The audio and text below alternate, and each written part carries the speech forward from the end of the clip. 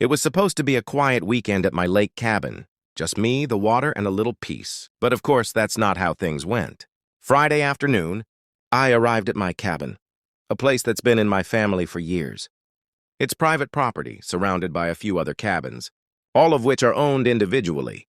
There's no shared beach, no public dock, no community area, just privately owned lakefronts. I'd been looking forward to the solitude, grilling some steaks, maybe doing some fishing, but then I noticed something odd. A couple of unfamiliar cars were parked in front of my property. At first, I thought maybe someone had made a mistake. It happens, right? GPS can be weird in these parts. But when I got closer, I realized the situation was much more annoying than that. A group of people I had never seen before were hanging out on my dock. Kids were swimming in my lake access. Lawn chairs, coolers, Bluetooth speakers, and the whole setup. I didn't even recognize them. I walked down and said, "Hey, folks, I think there's been a mix-up. This is private property." That's when the woman leading the group turned to me with that smirk. You know the one? And said, "Oh, Karen said it was fine."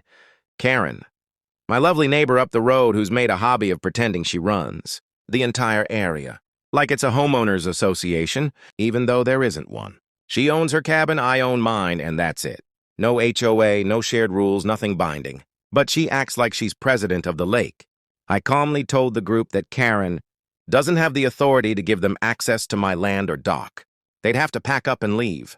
The woman crossed her arms and said, "Well, we already set up. We're not bothering anyone?" I tried again, polite but firm. I said, "This is trespassing. You didn't ask me. You're on private land. You need to go."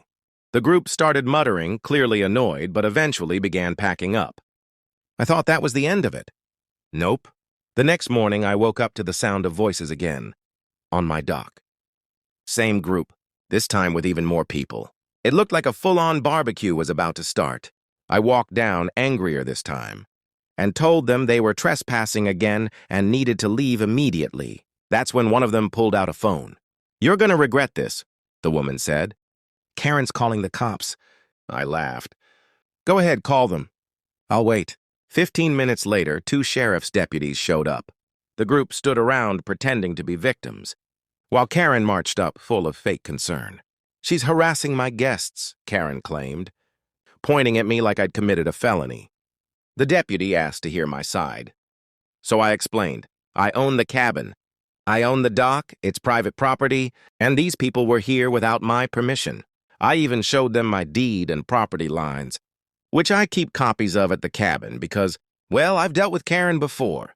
The officer turned to Karen and said,